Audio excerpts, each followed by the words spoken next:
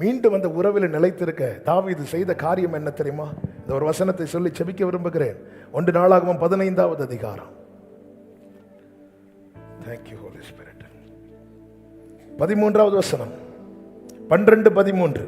அவர்களை நோக்கி, லேவியரில் நீங்கள் பிதாக்களுடைய சந்ததிகளின் தலைவர், நீங்கள் இஸ்ரவேலின் தேவனாகிய கர்த்தரின் பெட்டியை அதற்கு நான் ஆயத்தம் பண்ணின ஸ்தலத்திற்கு கொண்டு வரும்படி உங்களையும் உங்கள் சகோதரரையும் பரிசுத்தம் பண்ணி கொள்ளுங்கள். முதலில் நீங்கள் அதை சுமக்காதபடியினால், அடுத்த வார்த்தை, நாம் தேவனாகிய கர்த்தரை நியாயமானபடியே தேடாதே போனபடியினாலே அவர் நமக்குள்ளே அடிவிழ பண்ணினார். நியாயமானபடி. நான் ஆண்டவரோடு உறவாடுவேன், ஆனால் எப்படி வாழ்வேன் இல்லை. ஏதேன்ல தான் வச்சிருக்கிறார். உறவாட வருவார், ஆனால் அங்கே பிரமாணம் இருக்கிறது. பழைய ஏற்பாட்டில் நியாய பிரமாணம் என்றால் புதிய ஏற்பாட்டில் கிருபையின் பிரமாணத்தை கொடுக்கிறார். மோசையின் மூலமாய் நியாய பிரமாணம் கொடுக்கப்பட்டது. இயேசு கிறிஸ்துவின் மூலமாய் கிருபையும் சத்தியமும் உண்டாயின. என்ன? மோசை மூலமாய் நியாய பிரமாணம் கொடுக்கப்பட்டது, இயேசு கிறிஸ்து மூலமாய் கிருபையும் சத்தியமும். சத்தியம் என்ன? சத்தியம் பிரமாணம் தான், சத்தியம் வசனம் தான். அப்போ ரெண்டுக்கும் என்ன வித்தியாசம்? வித்தியாசம் ஒன்று தான். மோசையின் மூலமாய் நியாயப்பிரமாணம் கொடுக்கப்பட்டது, வசனம் கொடுக்கப்பட்டது. இயேசு கிறிஸ்துவின் மூலமாய் வசனமும் அந்த வசனத்தை கை கொள்வதற்கான கிருபையும் கொடுக்கப்பட்டது. எனவே தான் மோசை சொல்றதை கேட்கும்போது எல்லாருக்கும் பக்கு பக்குன்னு அடிச்சுது. அதே வார்த்தை இயேசு சொல்லும் போது எல்லாரும் ஆச்சரியப்பட்டார்கள். இயேசு கிறிஸ்து அந்த வசனத்தோடு கூட கிருபையும் கூட்டி கொடுக்கிறார். ஏன்னா அவருக்கு தெரியும் என்னால் முடியாது என்று.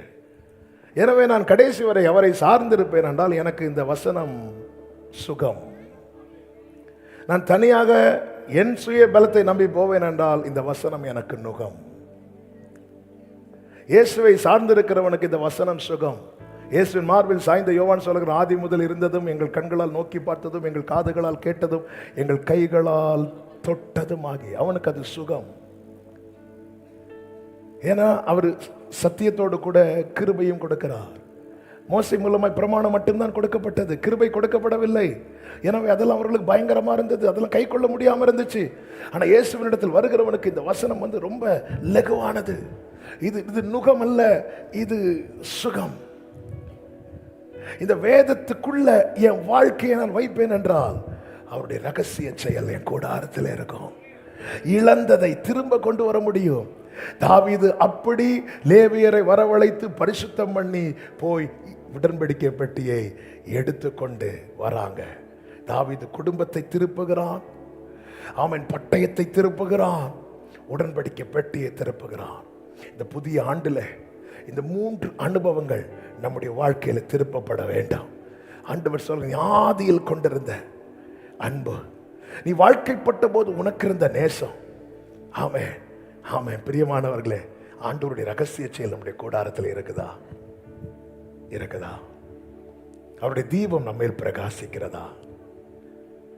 ஆண்டவர் இந்த நாளிலே, ஆண்டவரே நான் எல்லாத்தையும் இழந்து வந்திருக்கிறேன், ஆண்டவரே இனி எனக்கு இது கிடைக்குமா?